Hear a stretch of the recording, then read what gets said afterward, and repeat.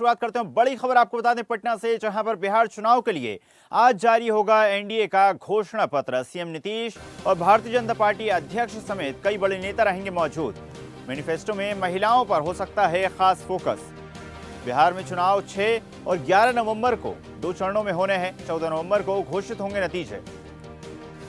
चलिए खबर पर चर्चा करते हैं। धर्मेंद्र कुमार, ब्यूरो चीफ पटना, हमारे साथ जुड़ गए हैं। धर्मेंद्र, आज बड़ा दिन है बिहार के रण में। जिस तरह लगातार सभी राजनीतिक दल सक्रिय हैं और सबसे प्रमुख जो दल है, जो सत्तारूढ़ पार्टी है एनडीए, उसका आज मैनिफेस्टो जारी किया जाएगा, घोषणा पत्र जारी किया जाएगा। और क्या कोशिशें की जाएंगी, किन वर्गों को साधने की कोशिश इस मैनिफेस्टो के माध्यम से की जाएंगी? जी बिल्कुल सही बात है कि जिस तरह से आज एनडीए का घोषणा पत्र घोषित होगा तो सभी वर्गों को ख्याल रखा जाएगा, क्योंकि आप देख रहे हैं कि 6 नवंबर का प्रथम चरण चुनाव है। तो इस लिहाजे में सभी वर्ग, सभी धर्म को भी रखा जाएगा, ताकि ये तो उनको कहने का मौका मिले कि एनडीए जो है विकास देखता है और ना कि जाति देखता है। क्योंकि बराबर एनडीए जो है महागठबंधन पर जाति को लेकर एक हमेशा एक कटाक्ष करते रहता है, आलोचना करते रहता है।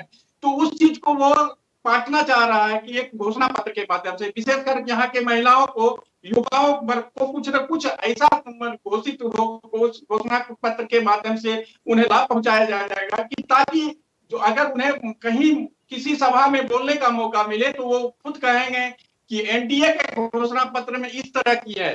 तो ये एक तरह से जो है एक मूवमेंट को जो है कन्वर्ट करने का भी एक मौका मिल जाएगा और लोगों को समझाने का भी एक तरीका हो जाएगा। तो यही कारण है कि आज जो एनडीए द्वारा जो घोषणा पत्र जारी करेगा उसमें तमाम घटक दल मौजूद रहेंगे और तमाम जहां भी सभाएं होगी तो वहां उस परिस्थिति में उन्हें उस सभा के माध्यम से कहा जाएगा कि एनडीए का गठबंधन में, एनडीए के गठबंधन में ये चीजें सबको उपलब्ध कराई जाएगी। और डबल इंजन की सरकार हमेशा बेहतर काम करती है, विकास का कार्य करती है और यही कारण है कि आप हमें वोट दीजिए और जो भी कार्य होगा, अधूरे कार्य को पूरा किया जाएगा। जिस तरह की नीतीश और डबल इंजन की सरकार जो बिहार में कई ऐसा काम किए हैं जो कि जैसे सड़क हो, शिक्षा हो, बिजली हो, तमाम चीजें तो ये सुधार में है ही।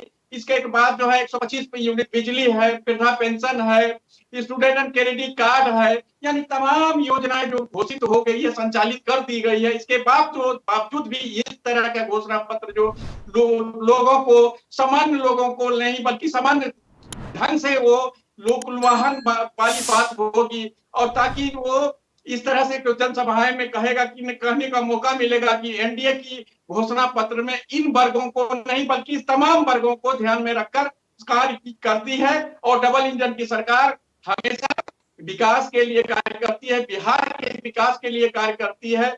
और रह गई जहां तक कि पलायन वाली बात, बराबर जो है विपक्ष के ओर से आरोप लगता रहा है, शायद वो मुद्दा भी कुछ हो कि वहां इंडस्ट्री खोली जाएगी ताकि यहाँ के लोगों को पलायन नहीं करना पड़े। क्योंकि बार बार ये झेलना पड़ रहा है विपक्ष के माध्यम से कि पलायन, अगर बेरोजगार नहीं है, यही कारण है कि यहाँ से पलायन अन्य प्रांतों में जाता है बिहारी और वहां उसे कई तरह की जलील होनी पड़ती है। तो हो सकता है कि युवाओं के लिए कुछ ऐसी घोषणा पत्र में रहे ताकि यहाँ के लोगों को लगे कि यहाँ की ये सरकार, डबल इंजन की सरकार, कुछ घोषणा युवा और बेरोजगार लोगों के लिए भी कुछ किया है। जी बिल्कुल धर्मेंद्र, तो माना जा सकता है बिहार के कई मुद्दे हैं, चाहे वो बेरोजगारी की बात की जाए या फिर महिला हितकारी जो योजनाएं चलाने की ज़रूरत है उनकी बात की जाए, जिनको लेकर विपक्ष भी लगातार हमलावर है। जाहिर सी बात है एनडीए गठबंधन इन सभी बातों का ध्यान अपने घोषणा पत्र में रखेगा। आपका बहुत बहुत धन्यवाद जुड़ने के लिए और इतने विस्तार पूर्वक जानकारी साझा करने के लिए।